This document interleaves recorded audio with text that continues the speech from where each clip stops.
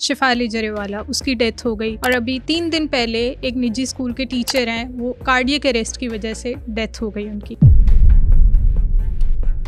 इतने यंग लोगों में कार्डियक अरेस्ट इतना ही आम हो गया। कार्डियक अरेस्ट का मतलब है कि दिल बंद हो गया। मैंने शिफाली का जो जिक्र किया, वेट लॉस की ड्रग्स अब आ गई हैं, वेगोवी है, ब्रूनो है या ज़ेम्पिक है, इन सब की वजह से सारी ड्रग्स वेट लॉस इनकरेज करती हैं। और ये किस तरह से इनकरेज करती हैं? ये आपकी भूख खत्म करती हैं। आपकी भूख खत्म होगी, आप खाएं पिएंगे कम खाएं पिएंगे तो ये सारे इलेक्ट्रोलाइट्स के एब्नॉर्मैलिटीज आएंगे। उससे आपके हार्ट के ऊपर असर होगा ही होगा, लाजमी होगा।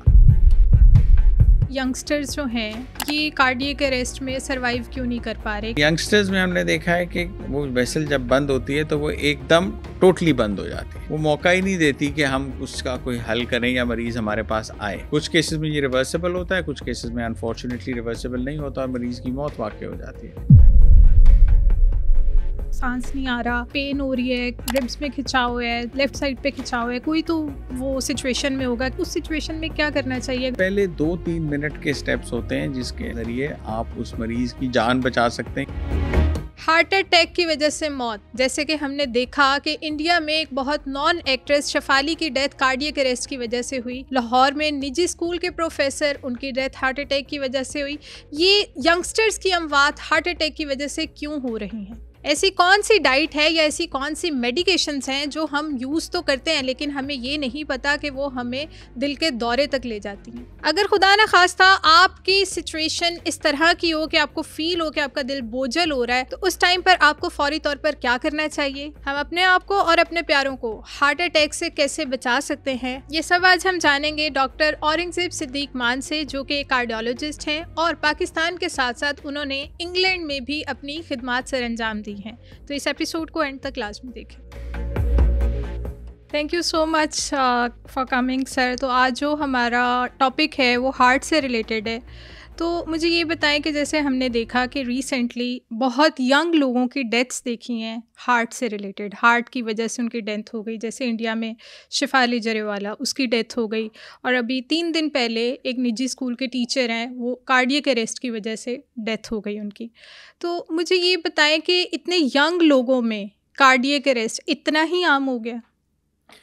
देखिए, पहली चीज़ तो अंडरस्टैंड करने की ज़रूरत है कि कार्डियक अरेस्ट है क्या। कार्डियक अरेस्ट हार्ट अटैक की वजह से भी हो सकता है।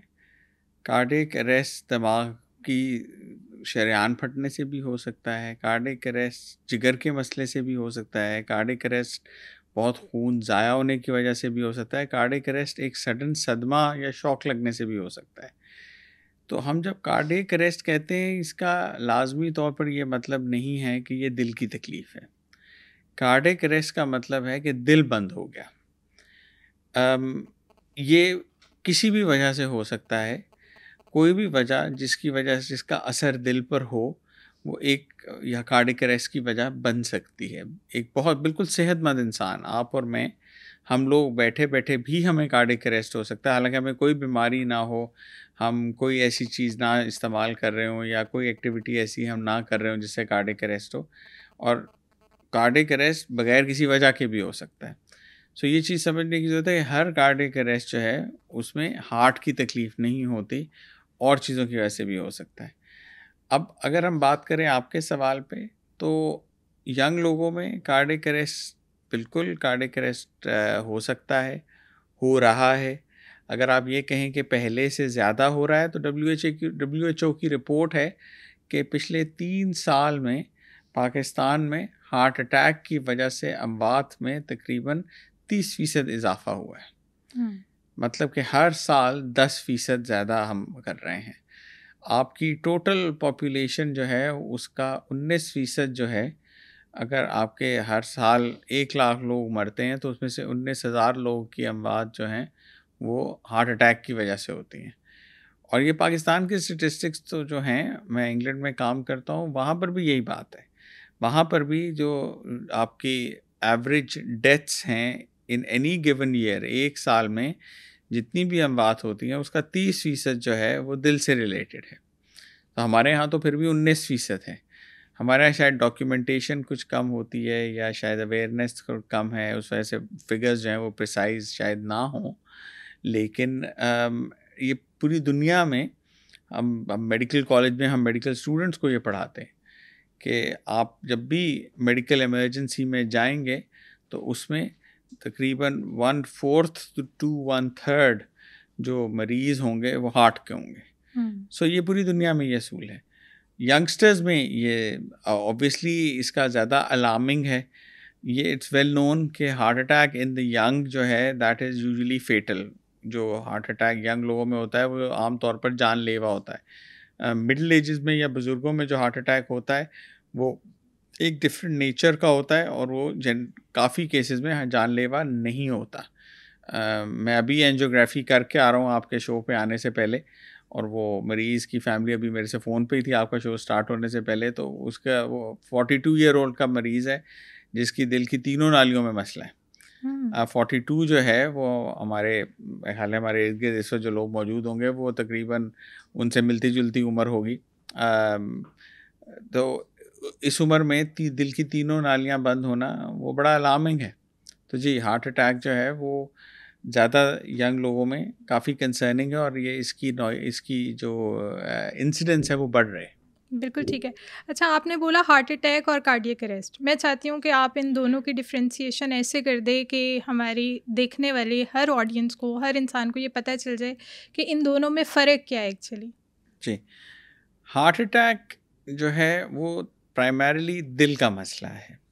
दिल की तकलीफ़ होगी, दिल की शरेयानों में कोई तंगी होगी, दिल की शरेयान बंद होगी, दिल की धड़कन में कोई मसला होगा, खुदा न खास्ता दिल का कोई वाल्व लीक कर रहा होगा, दिल के पट्टे में कमज़ोरी होगी। ये सब दिल की प्रॉब्लम्स हैं जिसकी वजह से कि हार्ट अटैक हो सकता है।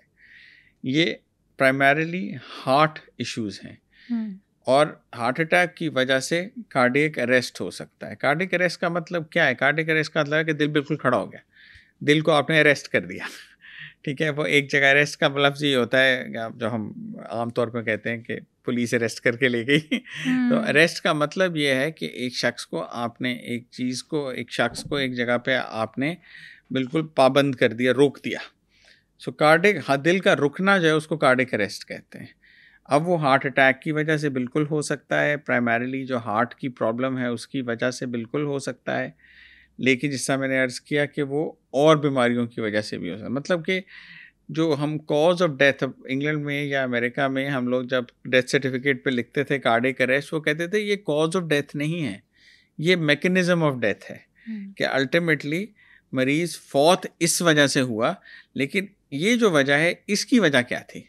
दिल चलता चलता एक सेहतमंद आदमी का क्यों रुक गया, जिसकी वजह से पोस्टमार्टम होता है और सारा कुछ चेक किया जाता है कि क्या वजह बनी कि दिल रुक गया। ये शख्स तो बिल्कुल ठीक था, अभी हमसे बातें कर रहा था, एकदम क्यों बेहोश हो गया, चेक करो क्या मसला था। तो उसमें फिर बहुत सारी चीज़ें हैं जो कि कर सकती हैं, जिसमें कि हार्ट अटैक एक वजह है, जैसा मैंने कहा दिमाग की शरेयान फट जाए वो वजह है। ड्रग्स एंड अल्कोहल एक बहुत मेजर रीज़न है। आपने शेफाली का जो जिक्र किया उसमें आपने मीडिया में बहुत सुना होगा, आप लोगों के मीडिया सर्कल्स में, तो आपको ज़्यादा आइडिया होगा कि बहुत ज़्यादा ये जिक्र आ रहा है डिफरेंट ड्रग यूज़ का related to cardiac arrest, related to heart attack. Youngsters में ये बहुत कॉमन है। मेरा हॉस्पिटल गुलबर्ग में है, उस एरिया में प्रैक्टिस करता हूँ। वो एफ्लुएंट एजुकेटेड क्लास है आपकी सोसाइटी की। मैं हर दूसरा तीसरा मरीज़ जो देखता हूँ वो ड्रग्स एंड अल्कोहल की प्रॉब्लम की वजह से उसे हार्ट अटैक के इश्यूज़ हो रहे हैं यंगस्टर्स में, both boys and girls 20s 30s में। सो ये सारी चीज़ें जो हैं ये कार्डियक अरेस्ट कर सकती हैं। इसमें चाहे वो हार्ट की वजह से हो, चाहे वो ब्रेन के वजह से हो। स्ट्रोक के मरीज़ों को कार्डियक अरेस्ट हो जाता है, जिगर के मरीज़ों को कार्डियक अरेस्ट हो जाता है, गुर्दे के मरीज़ जो डायलिसिस पे होते हैं, जिनके गुर्दे के फेलियर काफ़ी बढ़ गया होता है, उनमें कार्डियक अरेस्ट हो जाता है। सडन बैड न्यूज़, सदमा मिले आपको, बुरी खबर सुनने मिले, जो लोग बेहोश होते हैं वो भी कार्डियक अरेस्ट है। वो बाद में होश में आ जाते हैं, वो फौत नहीं होते, लेकिन वो भी कार्डियक अरेस्ट है। उसको फिर हम जो आपने देखा होगा फिल्म्स में कि उसको इलेक्ट्रिक शॉक देते हैं, उसके छाती के ऊपर झटके देते हैं, इन सारी चीज़ों से वो कार्डियक अरेस्ट से निकल सकता है। तो वो कार्डियक अरेस्ट जो है वो काफ़ी चीज़ों की वजह से हो सकता है। कुछ केसेस में ये रिवर्सिबल होता है, कुछ केसेस में अनफॉर्चुनेटली रिवर्सिबल नहीं होता और मरीज़ की मौत वाक़ई हो जाती है। सो कार्डियक अरेस्ट और हार्ट अटैक ये दो मुख्तलिफ चीज़ें। हार्ट अटैक से कार्डियक अरेस्ट हो सकता है, लेकिन कार्डियक अरेस्ट और बहुत सारी चीज़ों से भी हो सकता है। बिल्कुल ठीक है। जैसे आपने ज़िक्र किया शेफ़ाली का, तो उसका भी ये कहा जा रहा है कि उसने एंटी एजिंग और इस तरह के वेट लॉस करने के लिए उसने ऐसे ड्रग्स लिए जिसकी मेन रीज़न ये बन रही है कार्डियक अरेस्ट, तो बस एक हम टैग दे रहे हैं। जी। तो ये जो हम सारे मेडिकेशन कह रहे होते हैं खुद से कि हम यंग लगें, हम खूबसूरत लगें, हम पतले लगें, तो ये भी रीज़न बन सकती है कार्डियक अरेस्ट की? जी, जी, बिल्कुल। देखिए हार्ट का जो मसल है ना, वो अब दिल 1 मिनट में 70 या 80 मरतबा धड़कता है। ये धड़कता कैसे है? ये दिल जिस्म का वाहिद ऑर्गन है जो कि मूव करता है। आपका जिगर एक जगह खड़ा है, गुर्दे एक जगह खड़े हैं, दिमाग एक जगह खड़ा है, ये हिलता रहता है। दिल आपका आपकी पैदाइश से लेकर आपकी मौत तक ये हर वक्त धड़क रहा है। ये हुँ। कैसे धड़कता है? ये धड़कता है, एक इलेक्ट्रिकल करंट इसके अंदर चलता है। वो इलेक्ट्रिकल करंट कैसे चलता है? वो चलता है कुछ केमिकल्स की वजह से। वो केमिकल्स में मोस्टली जिस तरह सोडियम है या पोटेशियम है या कैल्शियम है या मैग्नीशियम है, आपके थायराइड हार्मोन्स हैं, ये सारा कुछ मिलके दिल को चलाते हैं। अब इसमें कहीं भी इम्बैलेंस आए होगा, वो दिल को अफेक्ट करेगा। पोटेशियम फॉर एग्जांपल, पोटेशियम का लेवल नॉर्मल से हाई हो जाए, वो भी दिल को रोक सकता है, कार्डियक अरेस्ट कर सकता है। पोटेशियम का लेवल लो हो जाए, वो भी दिल को रोक सकता है। सो अब ये जो पोटेशियम और सोडियम है, इनका बैलेंस आपकी खुराक में मेंटेन होता है मुख्तलिफ चीज़ों से। मिसाल के तौर पे सोडियम है, जो जिन लोगों का सोडियम लेवल लो होता है उन्हें कहते हैं भी नमक ज़्यादा खाया करो। जिनका पोटेशियम लेवल लो होता है उन्हें कहते हैं भी रोज़ाना 2 केले खाया करो। सो ये कैल्शियम लेवल लो होता है, वो कहते हैं भी दूध पिया करो। सो ये चीज़ें आप अपनी डाइट से मेंटेन करते हैं। अगर डाइटरी आप चेंजेस करने लग जाएंगे, जो कि वेट लॉस के केस में बड़ी रेडिकल चेंजेस होती हैं, पेशेंट्स जो कि वेट लॉस तो कोई डाइटरी मॉडिफिकेशन कर रहे होते हैं या कोई डाइट फॉलो कर रहे होते हैं, या जो वेट लॉस की ड्रग्स अब आ गई हैं, विगोवी है और टूजूर्नो है या जेम्पिक है, इन सब की वजह से वेट लॉस के लिए आपको ये सारी ड्रग्स वेट लॉस इनकरेज करती हैं। और ये किस तरह से इनकरेज करती हैं? ये आपकी भूख ख़त्म करती हैं। आपकी भूख ख़त्म होगी, आप खाएं पिएंगे कम, कम खाएं पिएंगे, तो ये सारे इलेक्ट्रोलाइट्स के एबनॉर्मेलिटीज़ आएंगे। उससे आपके हार्ट के ऊपर असर होगा ही होगा, लाजमी होगा। चाहे हम थोड़ा करें चाहे ज़्यादा करें, होगा। और उसको कार्डियक अरेस्ट का रिस्क बढ़ाता है। सर मुझे ये बताइएगा कि जैसे आप बता रहे हैं कि ये जितने भी हम डाइटरी चेंजेस भी लेकर आते हैं उसकी वजह से भी रिस्क बढ़ जाता है। एक चीज़ और है कि जब भी जैसे यंगस्टर्स हैं वो बहुत ज़्यादा स्ट्रेस फील करते हैं छोटी छोटी चीज़ों का, पढ़ाई में कोई इशू हुआ स्ट्रेस फील कर लिया, रिलेशनशिप में कोई इशू आया स्ट्रेस फील कर लिया, स्टेमिना पेशेंस बहुत कम हो गया है, तो वो जब स्ट्रेस फील करते हैं ना तो उनको एकदम ऐसे फील हो रहा होता है कि सांस खींच खींच के लेना पड़ रहा है, यहाँ पे बोझल बोझल सा फील हो रहा है, जैसे यहाँ पे किसी ने सीने पे कुछ रख बोझ दिया है। रखते तो क्या हैं। ये भी एक कार्डियक अरेस्ट का साइन है? देखिए, हम आमतौर पे ये कहते हैं कि अगर आपको हार्ट अटैक हो रहा होगा तो आपको छाती में घुटन महसूस होगी। हुँ। अभी पिछले साल ही लंदन में ब्रिटिश हार्ट फाउंडेशन ने पूरे लंदन में बड़े बड़े बिलबोर्ड लगाए। ये जैसे हमारे यहाँ बड़े बड़े बिलबोर्ड्स हैं, ये बड़े बड़े बिलबोर्ड लगाए जिसमें कि एक आदमी की तस्वीर थी जिसकी छाती के गिर्द ट्राउज़र की बेल्ट बांधी हुई थी हुँ। और वो बेल्ट टाइट की हुई थी, लोगों को बताने के लिए कि अगर आपको हार्ट अटैक हो रहा होगा तो आपको ऐसे लगेगा जैसे आपकी ट्राउज़र की बेल्ट जो है वो आपकी छाती के गिर्द बांध दी गई है और उसे टाइट कर दिया गया। आपको लगा छाती टाइट हो रही है। लोग आके ये कहते हैं हॉस्पिटल में, हमें वहाँ पे लोग कहते हैं, I doctor I feel like I have an elephant sitting on my chest. मेरी छाती पे एक आके हाथी बैठ गया, मुझे खुल के सांस नहीं आ रहा। सो यस, ये हार्ट अटैक की एक अलामत है। हुँ। लेकिन सिर्फ हार्ट अटैक की वजह से ये नहीं होता, और चीज़ें भी हैं जो इस तरह कर सकती हैं। आपके जो फेफड़ों की कुछ तकलीफ़ें हैं उनकी वजह से हो सकता है, स्ट्रेस की वजह से हो सकता है, टेंस सिचुएशन हो उसमें हो सकता है, आप कोई हॉरर मूवी देख रहे हो तो हो सकता है। तो मतलब इस तरह की और चीज़ें हैं, स्ट्रेसफुल सिचुएशंस बिल्कुल इसको ट्रिगर कर सकते हैं। यंगस्टर्स में हम ये बहुत देखते हैं। ओवरवेलमिंगली हमारे, बल्कि लंदन में हमारा, मैं किंग्स कॉलेज हॉस्पिटल में हूँ, तो वहाँ पे हमारे वार्ड, हमारा कोई 40 बेडेड वार्ड है, तो उसमें एक साइड पे उन्होंने 5 बेड जो हैं वो टीनेजर्स के लिए एलोकेट किए हुए हैं हुँ। कि इस पे वो टीनेजर्स एडमिट होते हैं जो कि हार्ट की इस कंप्लेंट के साथ आते हैं। उनको हार्ट का कोई देखने में सीरियस मसला नहीं होता, लेकिन उन्हें हम 24 घंटे या 48 घंटे एडमिट करके ऑब्जर्व करते हैं, हार्ट की बीट को चेक करते हैं, हार्ट उनके प्रेशर्स को देखते हैं, उनके ऑक्सीजन लेवल्स को देखते हैं कि कोई मसला तो नहीं है। और 24 घंटे के बाद या दो दिन के बाद वो फिर घर चले जाते हैं सब कुछ चेक करवा के कि हाँ नहीं सब ठीक है। हुँ। यंगस्टर्स में ये है अनफॉर्चुनेटली। और अब एक्सपोजर टू इन्फॉर्मेशन है, इंटरनेट की वजह से सब कुछ अब information floods into our rooms, into our homes. Youngsters को एक्सेस है उस इंफॉर्मेशन पे, और उस इंफॉर्मेशन की वजह से लोग परेशान भी होते हैं। जब वो कहते हैं if ignorance is a blessing it's a folly to be wise, तो कभी कभार बेहतर होता है कि आदमी को ना पता हो कि क्या मसला है, बजाय इसके कि आपको पता हो और उससे फिर जब आपको ज़रा सी भी तकलीफ़ होगी, आपने अगर इंटरनेट पे पढ़ा हुआ है कि जी दिल छाती में घुटन जो है वो हार्ट अटैक में होती है, आपको तो छाती में घुटन होगी, आप वैसे ही परेशान हो जाएंगे। बिल्कुल सही वरना बात। आपको नहीं पता होगा कि ये हार्ट अटैक में है, जैसा मैंने अब बोल दिया, जो सुनेंगे उनको पता लग गया, तो कल को उन्हें घुटन होगी, वो भागे भागे हॉस्पिटल जाएंगे, मुझे हार्ट अटैक हो रहा है, डॉक्टर साहब ने कहा था। हमने तो हम्म। पॉडकास्ट में सुना था, डॉक्टर साहब ने कहा था। शायद वो ना हो। बिल्कुल। आमतौर पे लोग समझते हैं कि ये वैसे तेज़ाबियत है, बदहज़मी है, 7 अप की बोतल पी लो, ज़्यादा नींबू पानी पी लो, इनो पी के डाल के पानी पी लो, उससे ठीक हो जाएगा। सो अब अवेयरनेस ज़्यादा है, इन्फॉर्मेशन ज़्यादा है, उसमें फिर डिस इन्फॉर्मेशन और मिस इन्फॉर्मेशन भी आती है। वो इन चीज़ों को उस वजह से जनरली लोग इस पे ज़्यादा रिएक्ट करते हैं। बिल्कुल ठीक है। जैसे 3 दिन पहले सर एक स्कूल में डेथ हुई है, जी। तो वो भी काफ़ी यंग टीचर थे। तो मुझे ये बताएं कि ये यंगस्टर्स जो हैं, ये कार्डियक अरेस्ट में सर्वाइव क्यों नहीं कर पा रहे? क्या ऐसी प्रॉब्लम्स हैं कि अगर हार्ट का इशू हो रहा है तो वो ज़िंदा क्यों नहीं बच पा रहे? वो फौरी तौर पे डेथ तक क्यों बात चली जाती है? देखिए, इसकी 2-3 वजूहात हैं। अ, एक तो ये कि यंगस्टर्स में heart attack world over it is known कि वो ज़्यादा सिवियर होता है। हुँ। ये एस्टैब्लिश चीज़ है। उसकी वजह कि आम तौर पे हम देखते हैं कि यंगस्टर्स में जब हार्ट अटैक होता है, तो वो एक ब्लड वेसल की कंप्लीट ओक्लूजन से होता है, नाली टोटल बंद हो जाती है। बुज़ुर्गों में या मिडिल एजेस में आपको मिसाल के तौर पे आपको हार्ट अटैक हुआ, हम एंजियोग्राफी करते हैं तो हम देखते हैं कि नालियों में एक जगह पे तंगी है, 2 जगह पे तंगी है, कहीं ज़्यादा है, कहीं कम है, थोड़ी सी एक जगह ज़्यादा है, थोड़ी सी दूसरी जगह ज़्यादा है। वो तंगी ग्रेजुअली डेवलप होती है। तो उसके साथ छाती में घुटन का एहसास या सांस चढ़ना या छाती में दर्द, मरीज़ या तो आके चेक करवा लेता है बड़े हार्ट अटैक से पहले, या वो बड़ा हार्ट अटैक होता ही नहीं है, यही कैफियत चलती रहती है। लेकिन यंगस्टर्स में हमने देखा है कि वो वेसल जब बंद होती है तो वो एकदम टोटली बंद हो जाती है। हुँ। वो मौका ही नहीं देती कि हम उसका कोई हल करें या मरीज़ हमारे पास आए। एक वजह ये है। दूसरी वजह कि जो इमीडिएट केयर है after a heart attack, unfortunately वो उसमें भी हमारी तरफ से कुछ बेहतरी की गुंजाइश है। अब अभी शो से पहले हम बात कर रहे थे कि पूरी दुनिया में अब आपको अगर दिल की तकलीफ़ हो, आप हॉस्पिटल में जाएँ तो 1.5 से 2 घंटे के अंदर एंजियोग्राफी हो जाती है।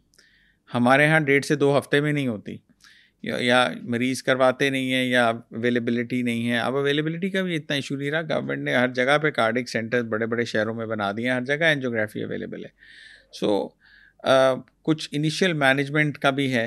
हुँ। अब आप अमेरिका में जाएँ, आप वॉलमार्ट में अपनी ग्रोसरीज़ करने जाएँ, वो कहते हैं जितनी देर में आपके घर वाले दूध, अंडे, सब्ज़ी खरीदेंगे आएँ, उतनी देर में हम सीटी स्कैन से आपकी एंजियोग्राफी कर देते हैं। बहुत सेफ टेस्ट है, हर पूरी दुनिया में होता है, लेकिन हमारे यहाँ इसको होने में डिले हो जाता है। उस डिले की वजह से हमें प्रॉब्लम्स होती हैं और उसमें फिर रिस्क ऑफ डेथ बढ़ जाता है। हुँ। आपने जो टीचर की एग्जांपल दी वो एक और कैफियत है कि मतलब वो हॉस्पिटल पहुंचे ही नहीं, वो तो खड़े खड़े ही फौत हो गए। बिल्कुल। तो उसमें क्या करें? अब उसमें भी वो कार्डियक अरेस्ट हुआ है। अगर कार्डियक अरेस्ट की जो इनिशियल रिससिटेटिव मैनूवर्स हैं वो की जाएं, तो इसको हम बोलते हैं आउट ऑफ हॉस्पिटल अरेस्ट। हुँ। ये हॉस्पिटल में नहीं हुआ, आउट ऑफ हॉस्पिटल अरेस्ट हुआ। अब पूरी दुनिया में आउट ऑफ हॉस्पिटल अरेस्ट 90% ऐसे इंसिडेंसेस में मरीज सर्वाइव नहीं करता। सिर्फ 10% आउट ऑफ हॉस्पिटल अरेस्ट जो हैं वो सक्सेसफुल होते हैं, सक्सेसफुल रिससिटेशन होती है। 90% अनसक्सेसफुल होती है दुनिया के बेस्ट हेल्थ केयर सिस्टम्स में। तो उसमें भी चांसेस सर्वाइवल के बहुत कम हैं, लेकिन अनफॉर्चुनेटली हमारे यहाँ तो वो रिससिटेशन का ट्रेनिंग चूंकि नहीं है, तो वो तो उस तक बात ही नहीं पहुँचती। वो जो 10% सक्सेस का चांस है वो हमारे यहाँ डिमिनिश होकर शायद ज़ीरो ही हो जाता है। हुँ। तो इन वजूहात की वजह से जो यंगस्टर्स का हार्ट के कार्डियक अरेस्ट की सिचुएशन है वो unfortunately it usually ends in the death of the patient. बिल्कुल ठीक है। आप जैसे बता रहे हैं कि आउट ऑफ हॉस्पिटल अरेस्ट अगर हो तो उस सिचुएशन में क्या करना चाहिए? लाइक कुछ तो फीलिंग आ रही होगी ना उसको कि सांस नहीं आ रहा, पेन हो रही है, रिब्स में खिंचाव है, लेफ्ट जी, साइड जी। पे खिंचाव है, कोई तो वो सिचुएशन में होगा किसी सिचुएशन में। तो उस सिचुएशन में क्या करना चाहिए अगर खुदा ना खास्ता किसी के साथ भी ऐसी सिचुएशंस हो तो फौरी तौर पर ये स्टेप्स हुँ। करें? जी, मैं बताता हूँ। आप अगर यूट्यूब पर जाएँ, तो बहुत सारी वीडियोज़ आपको मिल जाती हैं कि अगर आप सड़क पे जा रहे हैं, आपके सामने एक शख्स बेहोश होके सड़क पे गिर गया है, तो क्या करना है? बड़े सिंपल से पहले 2-3 मिनट के स्टेप्स होते हैं, जिसके ज़रिए आप उस मरीज़ की जान बचा सकते हैं या एटलीस्ट इतना कर सकते हैं कि आप वो करें और उस 2-3 मिनट में एम्बुलेंस आ जाए। हमारे यहाँ 1112 की सर्विस माशाल्लाह बड़ी अच्छी है। फ़ोन करें, वो चंद मिनट में आ जाते हैं। उस चंद मिनट अगर आप मरीज़ के साथ को वो स्टेप्स कर लें, तो मरीज़ की जान बच सकती है। तो वो स्टेप्स क्या हैं कि उसमें सबसे पहले ये है कि आप चेक करें कि मरीज़ साँस ले रहा है कि नहीं। वो कैसे चेक करेंगे? आप देखें उसकी छाती मूव कर रही है कि नहीं, आप अपना कान उसके मुँह के साथ लगाएँ, आपको साँस लेने की आवाज़ आ रही है कि नहीं। ये 2 चीज़ें आपको बता देंगी कि मरीज़ साँस ले रहा है कि नहीं। अगर आपको लगता है कि वो साँस ले रहा है लेकिन बेहोश है, आप उसे 1-2 बार हिलाएँ, पूछें उससे, अगर वो जवाब नहीं देता है, वो बेहोश है, तो आपने सबसे पहले आपने आवाज़ लगानी है हेल्प की। कि भई मेरी मदद करो।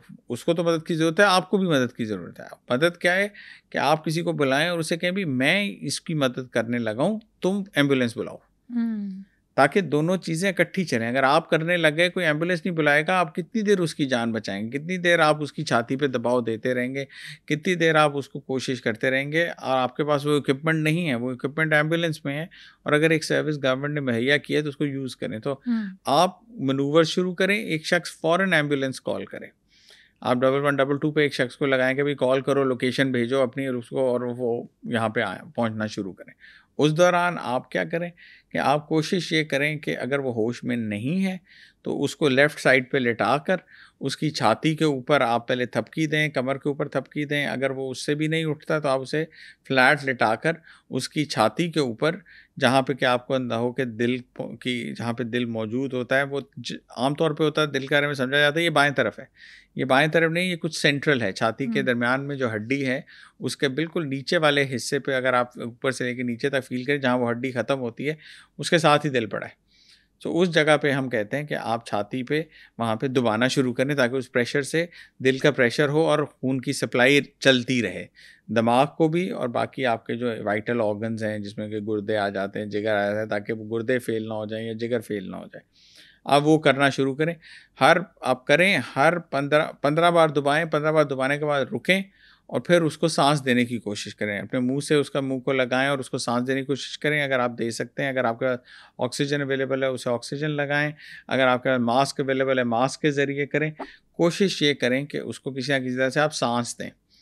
वो करें और फिर 2 साँसें दें, उसके बाद फिर आप 15 बार उसकी छाती को दबाएँ। ये आप जारी रखें जब तक एम्बुलेंस नहीं आ जाती। हुँ। अच्छा, अगर वो होश में है, उसको तकलीफ़ हो रही है, तो पहली चीज़ है उसे कहो भई एक जगह बैठ जाओ। ये नहीं है कि चल फिर रहे हैं, वो घुटन होती है, लोग कहते हैं मैं चल फिर लूँ ज़रा, मुझे बेहतर हो जाएगा। नहीं, फ़ौरन उसको कहें बैठ जाओ, बेहतर है लेट जाओ। एक बात, दूसरी बात, उसको कहें कि कोई भी कहीं किसी भी स्टोर से आपको डिस्प्रिन की गोली मिल जाती है। अगर मरीज़ को पिछले 1 साल में कभी खून का मसला नहीं रहा, उसकी खून की उल्टी नहीं आई, उसको कोई सीरियस उसका ब्लड लॉस नहीं हुआ, उसको पखाने में खून नहीं आया, उसको कोई ऐसा मसला नहीं है जिसकी वजह से कि उसको पिछले 1 साल में खून उसका ज़ाया हुआ हो या खून बहुत ज़्यादा बहा हो, तो आप फ़ौरन 4 गोली एस्पिरिन की उसको खिला दें। हुँ। उससे क्या होगा कि खून पतला होगा और अगर खुदा ना खास्ता दिल की शरेयानों में खून कहीं जम रहा होगा, जिससे हार्ट अटैक हो रहा होगा, वो उसका चांस काफ़ी कम हो जाता है, वह 50% वो रिड्यूस हो जाता है। सो उसको कहें आराम से बैठ जाए, चले फिरे मत। उसको डिस्प्रिन की गोलियाँ 4 आप खिला दें, 4 खिला के और उस दौरान वही बात है, एम्बुलेंस को कॉल करवाएँ, एम्बुलेंस आए और उसको फ़ौरन करीबी अस्पताल लेके जाएँ। हुँ। ज़रूरी ये है कि फ़ौरन हॉस्पिटल लेके जाएँ, चाहे आपको लगता भी है कि ये दिल की तकलीफ़ नहीं है, एक बार जाके ईसीजी ज़रूर करवाएँ। बिल्कुल और ठीक। अगर ईसीजी में दिल की तकलीफ़ है, तो फ़ौरी उसकी एंजियोग्राफ़ी करवाएँ। मैं इस बात पे बहुत ज़ोर दे रहा हूँ कि एंजियोग्राफ़ी जो है वो आपकी जान बचाएगी, इससे डरें मत, इससे घबराएँ मत। तो ये इनिशियल स्टेप्स हैं जो कि किसी भी कार्डियक अरेस्ट सिचुएशन में किए जा सकते हैं। बिल्कुल ठीक है सर। लोग अभी तक एंजियोग्राफी, स्टंट डलवाना, बाईपास वगैरह से इतना खौफ क्यों खाते हैं? बहुत सारे हमारे घरों में ऐसे भी लोग हैं जिनको, स्पेशली बुजुर्गों में, जब कहा जाता है ना आपका बाईपास होना है, नहीं नहीं नहीं मैंने नहीं करवाना, बस ऐसे ही जितनी लिखी है ठीक है, बाईपास नहीं करवाना। वो बात आपकी सही है, बाईपास से सब डरते हैं। ऑपरेशन है, कोई भी ऑपरेशन नहीं करवाना चाहता। बाईपास अब बहुत सेफ प्रोसीजर हो गया है, इसमें रिस्क ऑफ डेथ जो है वो 1 to 3% है, मतलब 100 में से तकरीबन 2 या 3 लोगों को इसमें प्रॉब्लम होती है, बाकी 97, 98, 99 जो मरीज़ हैं वो बिल्कुल ठीक रहते हैं। लेकिन हाँ, बात सही है कि ये ऑपरेशन है, उससे लोग घबराते हैं। एक चीज़ कही जाती है ये ओपन हार्ट सर्जरी है। मैं ये क्लियर करना चाहूँगा कि बाईपास ओपन हार्ट सर्जरी नहीं है, बाईपास ओपन चेस्ट सर्जरी है। हम छाती ज़रूर खोलते हैं लेकिन हम दिल को नहीं खोलते।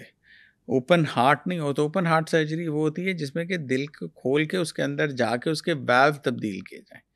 जहाँ दिल के वाल्व का मसला होगा वो ओपन हार्ट सर्जरी है। बाईपास ओपन हार्ट सर्जरी नहीं है। बाईपास में वो दिल की शरेयानें जो दिल के बाहर हैं उनको वो ठीक करते हैं, दिल के अंदर नहीं जाते, दिल को अंदर जाकर नहीं छेड़ते, सिर्फ दिल के बाहर बाहर रहते हैं।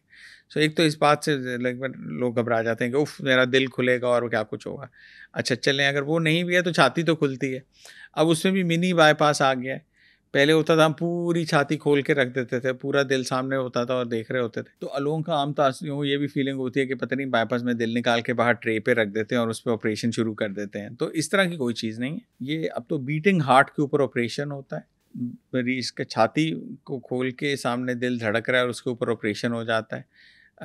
ठीक है, मैं मानता हूँ कि छाती खोलना भी एक ऐसी चीज़ है कि मरीज़ के लिए वो बहुत बड़ी बात है, बहुत परेशान कुन बात है।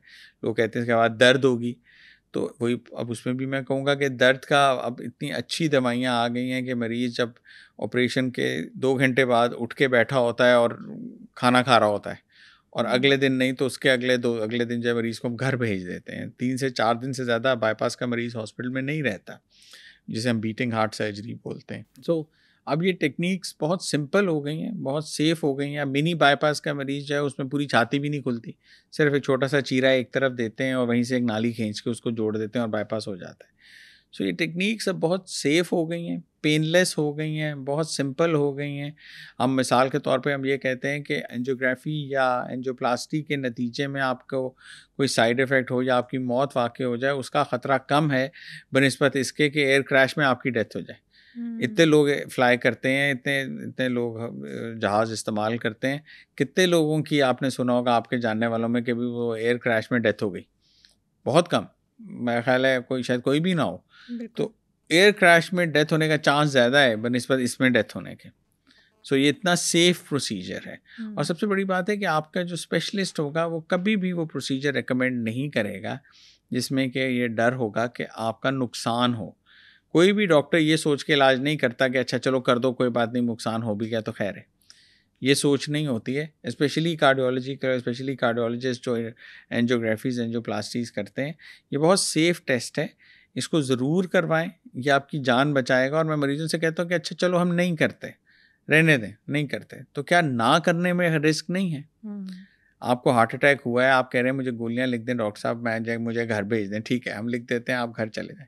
करने में रिस्क है, ना करें, तो क्या ना करने में नहीं है? तो इसलिए आप ये देखें कि बेनिफिट क्या है और रिस्क क्या है। इसका बेनिफिट ह्यूज है और रिस्क ना होने के बराबर है। बिल्कुल ठीक है। और बाईपास सर्जरी के बाद या हार्ट अटैक के बाद जब डॉक्टर्स मेडिसिन लिख देते हैं, ये सुबह में खानी है, शाम में खानी है, लेकिन बहुत सारे लोग जो हैं वो उसमें लापरवाही करते हैं। फिर एक दफ़ा उन्हें पेन होती है, फिर उन्हें कोई दिल का प्रॉब्लम होता है, फिर से एक दफ़ा डॉक्टर पे जाते हैं और फिर से वो अपनी दवाइयों में जब लापरवाही करते हैं, ये कितना ख़तरनाक हो सकता है उनके लिए? देखिए ये होता है, और ये सिर्फ पाकिस्तान में नहीं होता, पूरी दुनिया में होता है। ऐसा ही है। गोरे भी हमारी तरह के हैं, वो भी इंसान है, सिर्फ उनकी रंगत गोरी है तो इसका मतलब ये नहीं है कि वो हमसे मुख्तलिफ हैं। वो बिल्कुल हमारे वाली हरकत करते हैं। हम भी उनके साथ भी हमें यही होता है कि भाई मैंने हार्ट ट्रांसप्लांट में काम किया, हार्ट ट्रांसप्लांट से पहले लिखवाना पड़ता है आपको आपके घर वालों से, आपके लोकल दुकानदार से, आपके हमसाए से कि भाई आदमी ने सिगरेट पीना छोड़ दिया। लोग लिखवा के ले आते हैं, हम नया दिल लगा देते हैं, उसके 2 महीने बाद पता लगता है उसने फिर से सिगरेट शुरू कर दी, नया दिल लगवाने के बाद। तो ये पूरी दुनिया में इस तरह होता है, आप ह्यूमन नेचर को चेंज नहीं कर सकते, अनफॉर्चुनेटली ये होता है, लेकिन ऑब्वियसली ये बहुत डेंजरस है। मरीज़ आमतौर पे शायद ये सोचते हैं, देखिए कोई भी अपना नुकसान नहीं करना चाहता, मरीज़ों को ये होता है कि अब तो मैं ठीक हो गया, अब क्या ज़रूरत है। समझने वाली बात यह है कि आप मरीज़ एहसास करें कि आप ठीक उस दवाई की वजह से हैं, खुद से ठीक नहीं हैं। अगर आप दवाई छोड़ेंगे तो काम ख़राब होगा, तो इसलिए उसको मत छोड़ें, क्योंकि वही आपको ठीक रख रही है। जिस दिन आप ख़राब करेंगे शायद आप 1 दिन 2 दिन हफ्ता 2 हफ्ते ठीक रहेंगे, लेकिन फिर आपको प्रॉब्लम लाजमी होगी ही होगी, और उससे फिर आपको ज़्यादा परेशानी होगी। बेहतर ये नहीं है कि आराम से वो दवाइयाँ लगातार खा लें, बजाय इसके कि आप एक बड़ी परेशानी में फिर से फंस जाएं। बिल्कुल ठीक है। जैसे हम बाकी अपने रूटीन चेकअप करवाते हैं हर 3 मंथ्स के बाद, तो क्या हमें हार्ट का भी करवा लेना चाहिए, कोई ईसीजी करवानी चाहिए अगर हमें कोई प्रॉब्लम कभी नहीं भी हुआ लाइफ में? तो क्या ये एक कंपल्सरी काम है कि ये करवाना है, ज़रूरी करवाना है? अगर प्रॉब्लम नहीं हो रही तो करवाने की ज़रूरत नहीं है। साथ ही साथ ये है कि ओवर 50s में हम कहते हैं कि आपको हार्ट अवेयर होना चाहिए। आपको बात ज़हन में रखनी चाहिए कि दिल की तकलीफ़ हो सकती है आपको, मर्दों में भी और ख़वातीन में भी। Under the age of 50 females are protected by the hormones. Hormones की वजह से ख़वातीन में आपने सुना होगा कि 50 से कम उम्र में हार्ट अटैक नहीं होते। ख़वातीन में आमतौर पे हार्ट अटैक कम होते हैं। लेकिन 50 के बाद जब मेनोपॉज स्टार्ट होता है तो उसके बाद वो हार्मोन की प्रोटेक्शन ख़त्म हो जाती है, तो उसमें ख़वातीन में भी हार्ट अटैक का रिस्क बहुत बढ़ जाता है। तो जी बिल्कुल 50 के बाद एक आपको ज़हन में रखना चाहिए, और अगर आपकी फैमिली में हार्ट डिजीज़ रन करती है तो फिर येस आपको रेगुलर चेकअप करवाना चाहिए। अगर आपके रिस्क फैक्टर्स हैं, जिसमें इंपॉर्टेंट रिस्क फैक्टर्स स्मोकिंग है, हाई ब्लड प्रेशर है, डायबिटीज़ है, हाई कोलेस्ट्रॉल है, तो ये रिस्क फैक्टर्स जो हैं ये आपका रिस्क ऑफ हार्ट अटैक बढ़ाते हैं। तो अगर आपको इनमें से कोई कंडीशन है तो येस फिर भी आपको रेगुलर और कुछ नहीं तो एनुअल हार्ट चेकअप ज़रूर करवा लेना चाहिए। बिल्कुल ठीक है। जैसे आपने हाई ब्लड प्रेशर की बात की, तो जो जिनका बीपी लो रहता है, वो भी हार्ट अटैक या कार्डियक अरेस्ट से गुजर सकते हैं? हार्ट अटैक का चांस लो बीपी में बहुत कम होता है। हुँ, कार्डियक अरेस्ट हो सकता है। हुँ, कार्डियक अरेस्ट जैसा मैंने बयान किया था ना कि कार्डियक अरेस्ट की बहुत सारी वजूहात हैं। सो कार्डियक अरेस्ट लो बीपी की वजह से हो सकता है, लेकिन आम तौर पर लो बीपी के मरीजों को हार्ट अटैक नहीं होता। बिल्कुल ठीक है। सर, डायबिटीज़ जब होती है ना, तब हार्ट अटैक का कहते हैं पता नहीं चलता, ये बहुत साइलेंट हार्ट अटैक होता है और आपको खुदा न खास्ता डेथ तक ही ले जाता है। जी। तो ये डायबिटीज़ और हार्ट अटैक, ये साइलेंट हार्ट अटैक ऐसा क्यों होता है बॉडी में? जी, डायबिटीज़ अनफॉर्चुनेटली आपकी जो पेन सेंसेशन है उसको डिमिनिश करती है। आपका अनफॉर्चुनेटली डायबिटीज़ की वजह से आपकी नर्व एंडिंग्स डैमेज होती हैं, और उसकी वजह से आपको दर्द महसूस नहीं होती। कई जो शुगर के मरीज़ हैं उनके पाँव भी सुन्न हो जाते हैं, उनको पाँव में ज़ख़म भी हो तो पता नहीं लगता। डायबिटिक फुट जिसे हम बोलते हैं, उस वजह से डायबिटीज़ ओवरऑल नर्व्स को डैमेज करती है, जिससे कि आपका जो पेन सेंसेशन है वो काफ़ी कम हो जाती है। तो इन मरीज़ों को हार्ट अटैक में दर्द नहीं होती। दूसरी बात कि डायबिटीज़ के मरीज़ जो हैं उनमें वो डायबिटीज़ के बारे में हम लफ्ज़ इस्तेमाल करते हैं, वो मिडल ईस्ट में कहते हैं मर्ज़ उम्मुल ख़बाइस। ये तमाम खबासतों की माँ है ये मर्ज़। हर मसला ये क्रिएट करती है। वो इसलिए कि ये आपकी जिस्म की जो ब्लड वेसल्स हैं, जो कि आपके दिमाग को सप्लाई कर रही हैं, आपके दिल को कर रही हैं, आपकी आँख को कर रही हैं, आपके जिगर को, आपके गुर्दों को, हर जगह ये उन नालियों को खाना शुरू कर देती है। हुँ, तो जब हम एंजियोग्राफी करते हैं, देखते हैं कि क्या सिचुएशन क्या है दिल की नालियों की, तो उसपे जगह पे नाली तंग हुई होती है, या खुरदरी हुई होती है, या नाली ख़राब हुई होती है, तो वो डायबिटीज़ की वजह से है। तो अनफॉर्चुनेटली डायबिटीज़ जो है, चूँकि आपकी नालियों को ख़राब करता है, तो ये रिस्क ऑफ हार्ट अटैक भी बढ़ा देता है, रिस्क ऑफ स्ट्रोक भी बढ़ा देता है। अगर दिमाग की नाली इसने ख़राब की, अगर दिल की है, ज़ाहिर बात इसने दिमाग की भी की है। तो वो ये दिमाग की करेगी तो आपको फालिज का अटैक हो सकता है। अगर दिमाग की है तो इसने आपकी आँख की भी किया, आँख की नाली आपकी बंद करेगी, आपकी नज़र जा सकती है।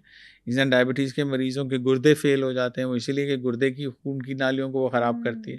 सो डायबिटीज़ जो है वो अनफॉर्चुनेटली आपका रिस्क ऑफ हार्ट अटैक जो है वो 3 गुना बढ़ा देती है। ये है एक कंसर्न। बिल्कुल ठीक है। सर, लास्ट पे कोई मैसेज देना चाहेंगे ऑडियंस को? मैं सिर्फ ये कहना चाहूँगा कि दिल की बीमारी से घबराइए नहीं। ये बेशक एक ख़तरनाक बीमारी है, जानलेवा बीमारी है, लेकिन इसका इलाज मौजूद है, और इसका बर वक्त इलाज, ख़ास तौर पे अर्ली एंजियोग्राफी जो है वो आपकी जान बचा सकती है। Thank you so much for the wonderful session. Thank you. Thank you very much, very kind of you. I hope कि इस एपिसोड में आपको हार्ट अटैक और कार्डियक अरेस्ट से रिलेटेड सारी इन्फॉर्मेशन मिल गई होगी। अगर इससे रिलेटेड फिर भी आपका कोई सवाल है तो आप हमें कमेंट सेक्शन में बता सकते हैं। मैं बहुत ही मेहनत और रिसर्च के बाद डिफरेंट डॉक्टर्स के साथ हेल्थ वाइज कॉन्टेंट बनाती हूँ। अगर आपको मेरा कॉन्टेंट वैल्यूएबल लगता है तो सुनो पॉडकास्ट हेल्थ को सब्सक्राइब करें।